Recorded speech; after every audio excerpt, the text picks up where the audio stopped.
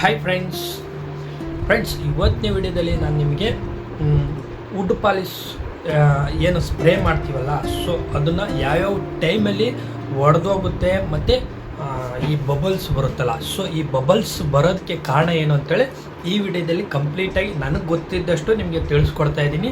So ಅದು ಆ ರೀತಿ ಬಂದರೆ ಏನು ಮಾಡೋದು ಅಂತಲೂ ಸಹ ನಾನು ಈ ವಿಡಿಯೋದಲ್ಲಿ ತಿಳಿಸ್ಕೊಡ್ತೀನಿ. ಎಲ್ಲೂ ಸ್ಕಿಪ್ ಮಾಡಿದಾಗೆ ಕಂಪ್ಲೀಟಾಗಿ ಈ ವಿಡಿಯೋನ ನೋಡಿ, ಅವಾಗ ನಿಮಗೆ ನೀಟಾಗಿ ಅರ್ಥ ಆಗುತ್ತೆ. ಹೊಸೊಬ್ರು ಯಾರು ನೋಡ್ತಾ ಇದ್ದರೆ ಕೆಂಪು ಬಟನ್ ಸಬ್ಸ್ಕ್ರೈಬ್ ಬಟನನ್ನು ಒತ್ತಿ ಈಗಲೇ ಸಬ್ಸ್ಕ್ರೈಬ್ ಮಾಡಿಕೊಂಡು ನೋಡಿ, ಮತ್ತು ಈ ವಿಡಿಯೋವನ್ನು ಒಂದು ಲೈಕ್ ಮಾಡಿ ಫ್ರೆಂಡ್ಸ್. ಮೊದಲನೇದಾಗಿ ಪಾಲಿಶ್ ನಾವೇನು ಸ್ಪ್ರೇ ಮಾಡ್ತೀವಲ್ಲ, ಸ್ಪ್ರೇ ಮಾಡೋ ಟೈಮಲ್ಲಿ ಡೈರೆಕ್ಟ್ ಸೂರ್ಯನ ಕಿರಣಗಳು ಏನಾದರೂ ವುಡ್ ಮೇಲೆ ಬೀಳ್ತಾ ಇದ್ದರೆ, ಸೊ ಆ ಟೈಮಲ್ಲಿ ಒಡೆದೋಗೋ ಸಾಧ್ಯತೆ ಹೆಚ್ಚಾಗಿರುತ್ತೆ. ಸೊ ಯಾಕೆ ಅಂತಂದರೆ ನಾವೇನು ಸ್ಪ್ರೇ ಮಾಡ್ತೀವಿ ಅದು ಡೈರೆಕ್ಟ್ ವುಡ್ ಮೇಲೆ ಬೀಳುತ್ತೆ, ಬಿದ್ದಾಗ ಅದು ಸೊ ಅದ್ರ ಒಳಗಡೆ ಒಂದು ಏರ್ ಇರುತ್ತೆ. ಸೊ ಆ ಏರ್ ಈಚೆ ಬರಬೇಕು. ಸೊ ಅದು ಈಚೆ ಬರೋಷ್ಟಿಗೆ ಅದು ಡ್ರೈ ಆಗಿಬಿಡುತ್ತೆ ಬಿಸಿಲು ಜಾಸ್ತಿ ಇದ್ದಾಗ. ಹಾಗಾಗಿ ಅವಾಗೇನಾಗುತ್ತೆ, ಬಬಲ್ಸ್ಗಳು ಬರ್ತವೆ, ಸಣ್ಣ ಏರ್ ಬಬಲ್ಸ್ಗಳು ಬರುತ್ತೆ. ಸೊ ಆ ಏರ್ ಬಬಲ್ಸ್ ಪ್ರಾಬ್ಲಮ್ ಆಗುತ್ತೆ.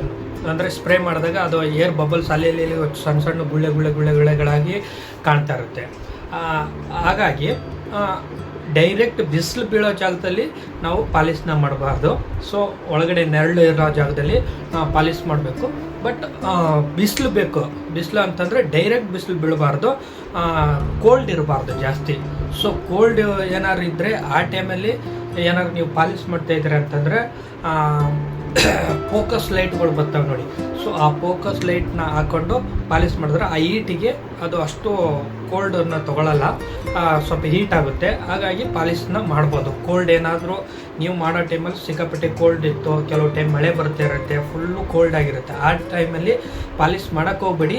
ಮಾಡಲೇಬೇಕಾದ ಒಂದು ಸಂದರ್ಭ ಬಂದಾಗ ಈ ಫೋಕಸ್ ಲೈಟ್ಗಳನ್ನ ಹಾಕ್ಕೊಂಡು ನೀವು ಅಲ್ಲಿ ಫೋಕಸ್ ಲೈಟ್ ಹಾಕ್ಕೊಂಡು ಪಾಲಿಶ್ನ ಮಾಡ್ಬೋದು.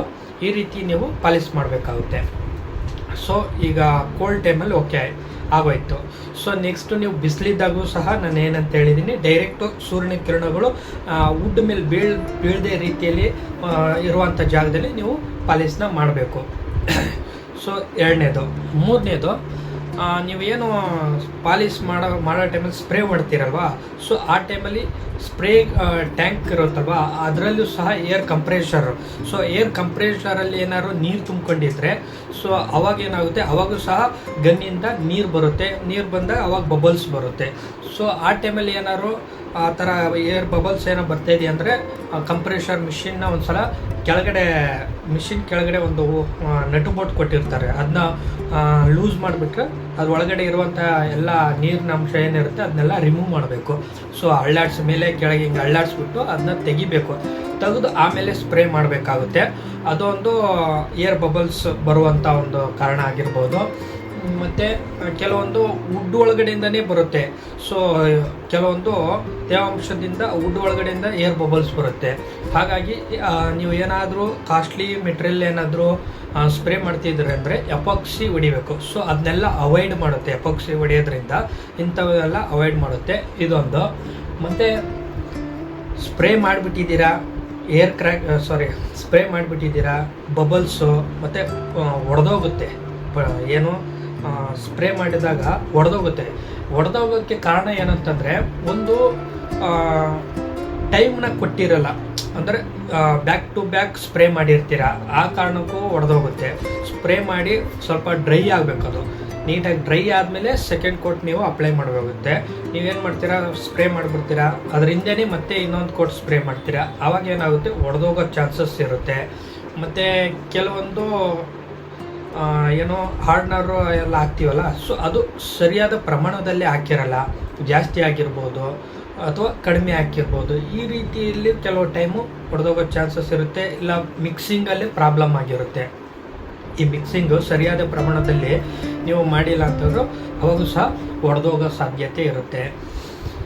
ಸೊ ಏನಾದ್ರು ಒಡೆದೋಯ್ತು, ಪಾಲಿಶ್ ಹೊಡೆದೋಗಿರೋದು ಅಥವಾ ಬಬಲ್ಸ್ ಬಂದಿದ್ದರೆ, ಸೊ ಏನು ಮಾಡಬೇಕು ಅಂತಂದರೆ, ಹೀಗೆ ಏನಾದ್ರು ಬಬಲ್ಸ್ ಬಂದುಬಿಟ್ಟಿದೆ ಅಥವಾ ಪಾಲಿಶ್ ಹೊಡೆದೋಗಿದೆ ಅಂತಂದರೆ, ಇದನ್ನೇ ಹೊಡೆದೋಗಿದ್ರೆ ಈಗ ಏನು ಮಾಡಬೇಕು ಅಂತಂದರೆ, ನೀವು 1000 ಪೇಪರ್, ವಾಟರ್ ಪೇಪರ್ 1000 ಪೇಪರ್ ಬರುತ್ತಲ್ವಾ, ಸೊ ಆ 1000 ಪೇಪರ್ನ ಸೊ ನೀರು ಹಾಕ್ಬಿಟ್ಟು ಉಜ್ಜಬೇಕು. ಡೈರೆಕ್ಟ್ ಹಂಗೆ ಉಜ್ಜಕ್ಕೆ ಹೋಗ್ಬಿಡಿ. ನೀರು ಹಾಕಿ ಉಜ್ಜೋದ್ರಿಂದ ಫುಲ್ ನೈಸ್ ಆಗುತ್ತೆ, ಫಿನಿಶಿಂಗ್ ಬರುತ್ತೆ.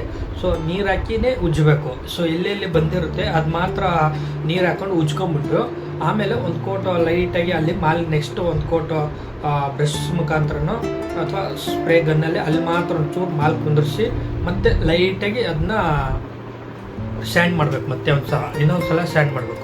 ಸ್ಯಾಂಡ್ ಮಾಡಿ ಆಮೇಲೆ ಕಂಪ್ಲೀಟ್ ಎಲ್ಲ ಕಡೆ ಮಾಲ್ನ ಹೊಡೆದ್ರೆ ಅವಾಗ ನೀಟಾಗಿ ಆಗುತ್ತೆ ಫ್ರೆಂಡ್ಸ್. ಈ ವುಡ್ ಪಾಲಿಶಲ್ಲಿ ನಿಮಗೆ ಬಬಲ್ಸ್ ಆಗಿರ್ಬೋದು ಅಥವಾ ಎಲ್ಲರೂ ಒಡೆದೋಗಿದ್ರೆ ಇದ್ರ ಬಗ್ಗೆ ನಾನು ಕಂಪ್ಲೀಟಾಗಿ ಇದ್ರ ಬಗ್ಗೆ ಮಾಹಿತಿ ನಿಮಗೆ ಗೊತ್ತಾಗಿದೆ ಅಂತ ತಿಳ್ಕೊಂಡು ಸೊ ಈ ವಿಡಿಯೋನ ಇಲ್ಲಿಗೆ ಎಂಡ್ ಮಾಡ್ತಾಯಿದ್ದೀನಿ. ಈ ವಿಡಿಯೋ ಇಷ್ಟ ಆಗಿರೋ ಒಂದು ಲೈಕ್, ಶೇರ್, ಸಬ್ಸ್ಕ್ರೈಬ್ನ ಮಾಡಿ ಫ್ರೆಂಡ್ಸ್.